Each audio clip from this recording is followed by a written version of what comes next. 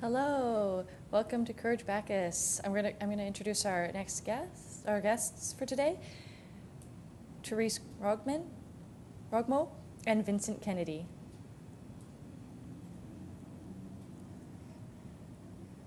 They're here today to talk about the Deaf and Hard of Hearing Seniors Outreach Program.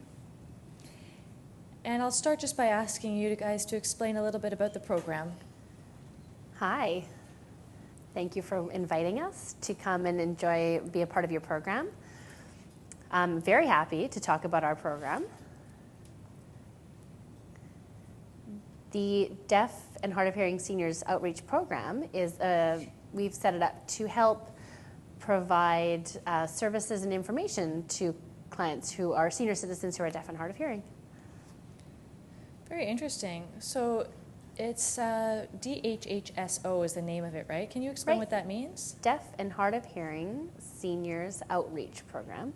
So we'll meet deaf seniors who need a little extra help with different services and providing information to them. And we're able to help deaf seniors in that way. Very interesting. Teresa, do you have anything to add? No, he said it all perfectly. Great. So what kinds of services do you offer? Well, mostly right now what we're doing is a lot of transportation. There's a deaf social club called the Happy Hands Club.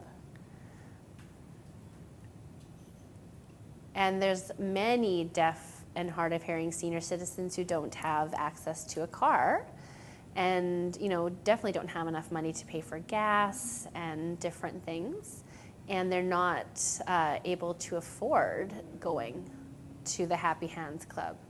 So what we'll do is try to pay for volunteers to go and pick up the senior citizens and then bring them to the club. So it's really great. A lot of them are able to now get out of their house and meet with other deaf seniors. And it helps their life to be a bit more interesting rather than being stuck in the house all day. They're going out, they're meeting with their peers, and it keeps them strong, keeps deaf culture strong and their deaf identity strong. And some deaf senior citizens haven't taken public transit for quite a long time, and it would take a long time to get there, up to 2 or 3 hours, and they still have to pay for that. And so a lot of deaf seniors with different health problems and whatnot simply can't walk that far to the bus or can't be on transit that long. When you said HHC, what does that mean? So HHC, well, we've been around, I guess it's been almost 24 years now, the Happy Hands Club. And it's a place for deaf senior citizens to get together, deaf and hard of hearing senior citizens. It goes from 8:30 to 3 in the afternoon on Tuesdays. Usually people come about 9:45, and we have announcements, different news items that have come up. Most of the time, you get 50 to 60 deaf seniors. And once we're done with the news, we'll play some games, lots of card games. We have 3 or 4.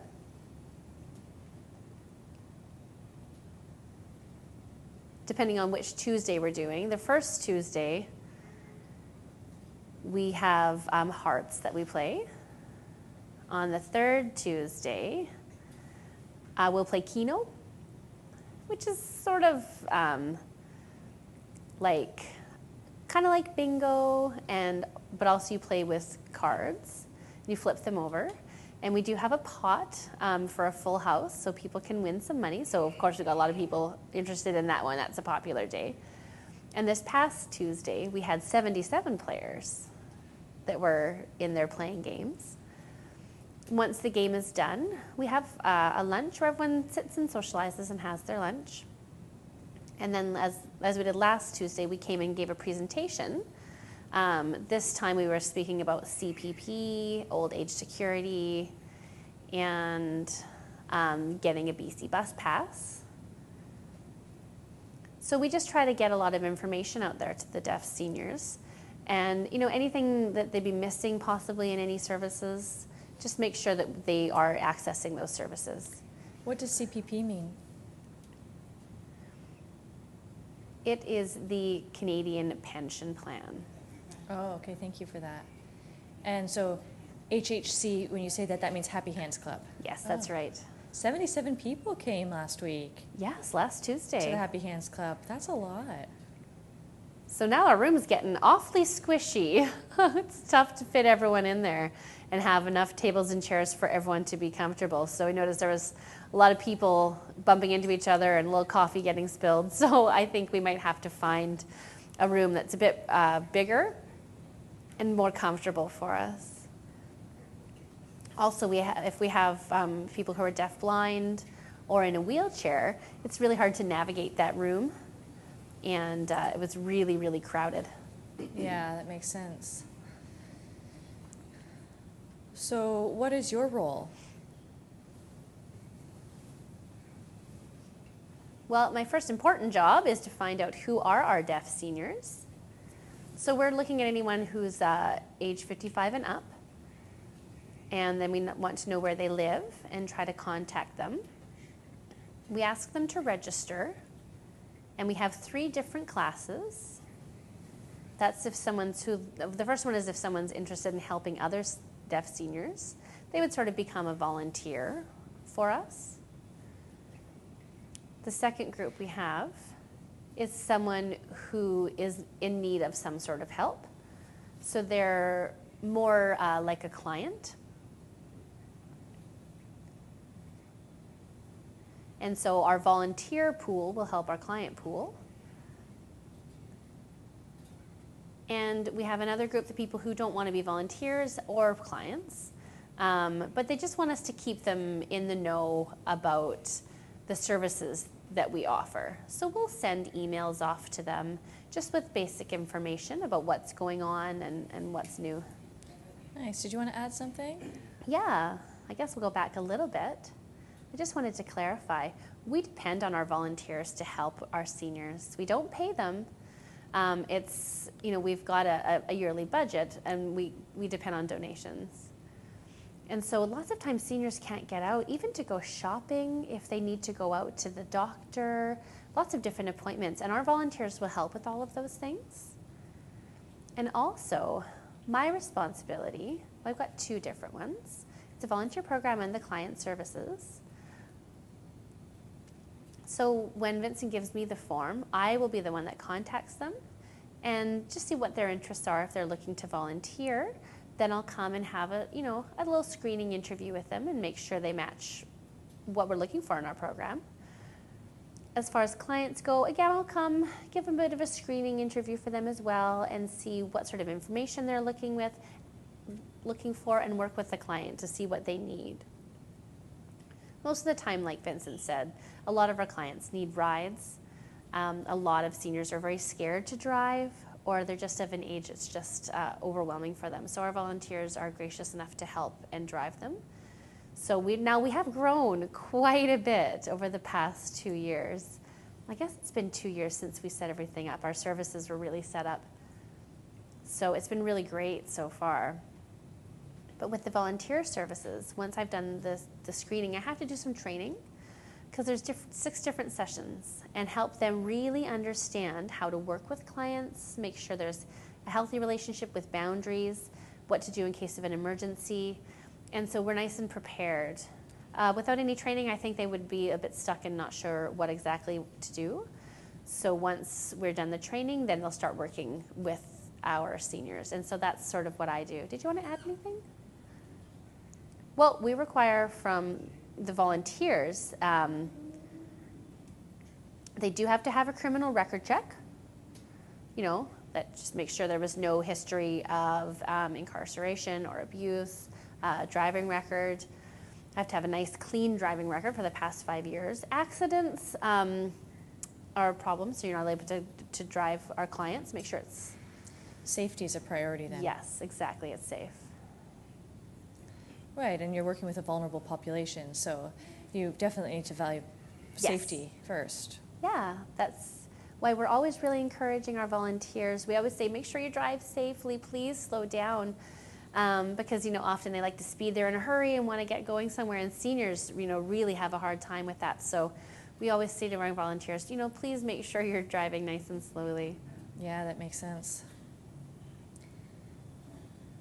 So your program started 2 years ago, and it's been growing, you said. Yes, it's been growing slowly. By how much?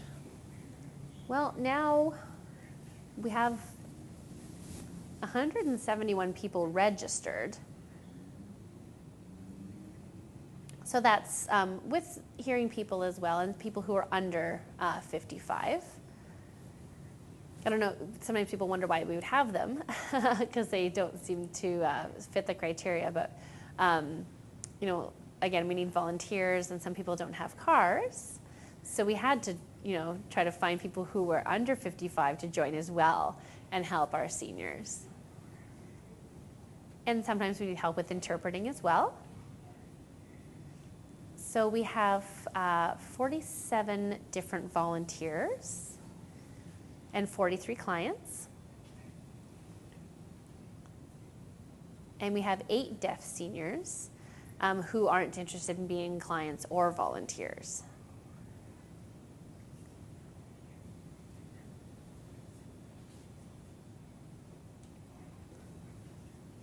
There's 127 deaf clients in the Lower Mainland, and much more than that across the province. So it's great if we can get everyone registered so we know who all there is. And also with our program, if I can go back a little bit, the deaf community has really fought and wanted to set up a deaf and hard of hearing senior center. There's a lot of different centers out there for hearing people, and so it's been at least 5 years that they've been fighting to have this, and United Way now has graciously supported us, and Bev Picton is the woman who finally, really got behind it and helped us set the club up. And so it's been the last 2 years. We're on a 3-year contract. And she's really helped us a lot grow and set up the program. Hopefully it will continue further, but we need everyone's support for that. Well, you've got my support, that's for sure. And thank you for coming. Hopefully we can get the word out there. Right. So why is this program important? Well, it's important because, we have a lot of seniors, and we don't have a senior center specifically for deaf people. There's different ones around. You've got deaf people who live with frustrations of communication, of not being able to go out. If they go into a regular senior center, there might not be anyone who's able to sign. And they have these people who have paid taxes for many, many years and should be receiving benefits in their retirement years. So having a deaf senior center is great for them to get out of their home. It's a drop-in. We have it on Tuesdays. We'd like to have something even more often. The deaf seniors love getting together and playing cards, doing crafts, photography. So ideally, we'd like to have our own place that was sort of, their home, the home base, and a place of their own. So we've been really struggling to try to find a place that would be best for deaf seniors to go. Because, it has to be somewhat in the middle of the Lower Mainland. We have some driving from Mission or from Aldergrove, from Ladner, people coming from all over the place. So it can be quite a journey to get there. It'd be nice if we could be moved somewhere, maybe in New West or in Surrey even. Yeah, well, and I'd like to add, the reason why we've been so involved with, the Deaf and Hard of Hearing Center, it's because it's such a cultural identity, and we really need to have a place where deaf people can congregate together. It's different when you're going out in the regular hearing public. It's not quite the same experience, not being able to sign and communicate with everyone easily. And deaf people want to be included, and it can cause a lot of depression and issues when you're isolated and not together.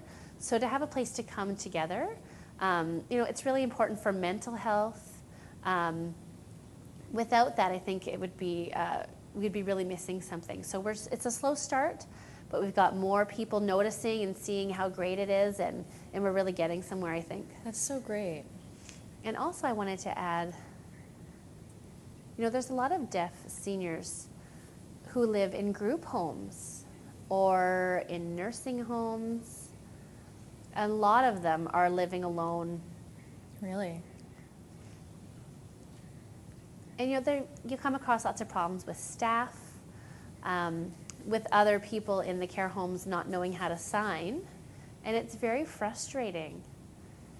So, trying to tell the nurse even something as simple as, you're thirsty, you're not able to sleep, or you're hungry. So we would really love to see all deaf seniors, all of our clients come together and be in one home with staff who could sign for that very basic element of communication. And there could be other clients in the home as well. And I'd like to add to that as well. Having a home and proper services around in one place where deaf seniors can feel comfortable, not necessarily always having to go out. Maybe you could have some deaf or hard of hearing nurses there. And the staff could do activities.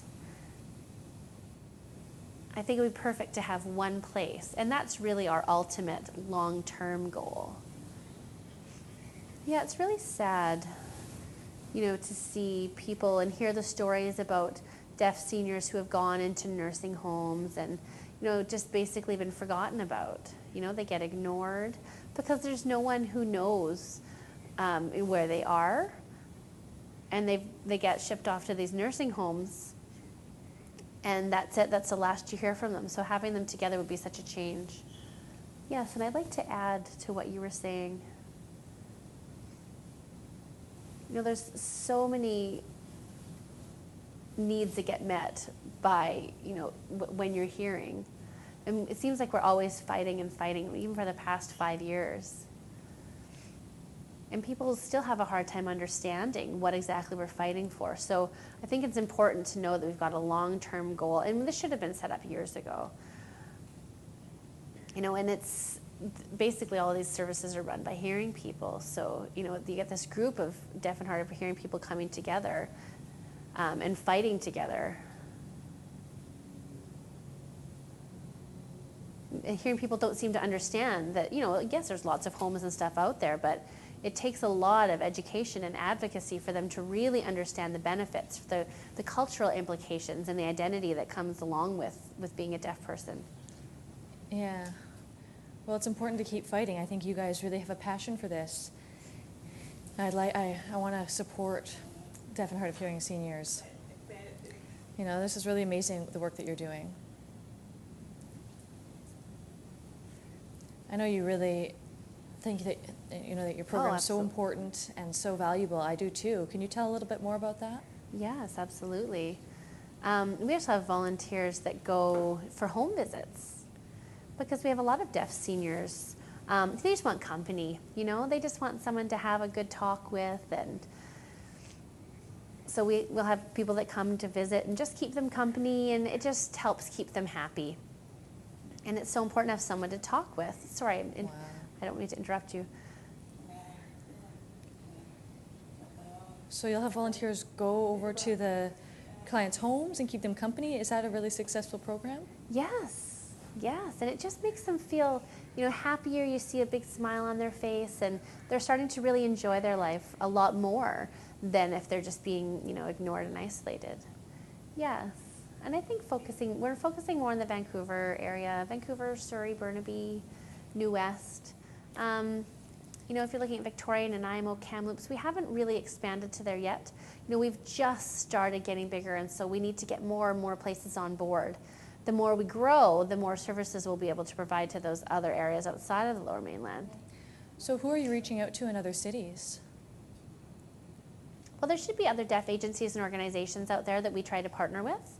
and sort of give our information and our experience too.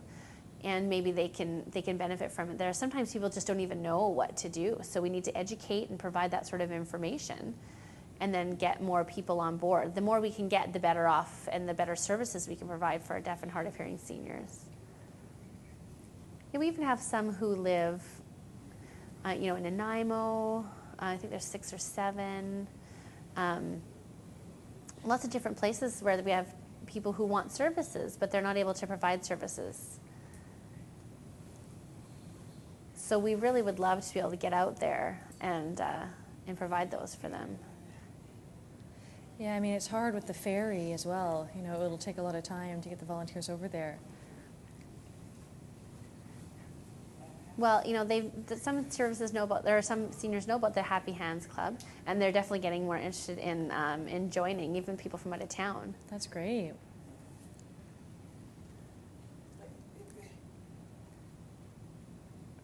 Okay, so the Deaf and Hard of Hearing Seniors Outreach Program, your program, and, you know, say just a hearing home care program, what's the difference? Well, we don't provide home care per se. What we wanted to see is deaf seniors just being more comfortable, to have someone to talk with, someone who shares their language and culture. Because a lot of hearing people just don't understand about deaf people. They think, you know, they're not smart enough to have any sort of communication. They're so slow, and, you know, trying to write back and forth, you think you have sort of limited language when you're trying to do that in English. So but we do have some staff who work with our clients. Yeah, I mean, communication is the main difference, I'm sensing. So you don't have a senior center yet, but ideally you'd have staff exclusively who could sign, right? Right, yes. And to have that cultural element.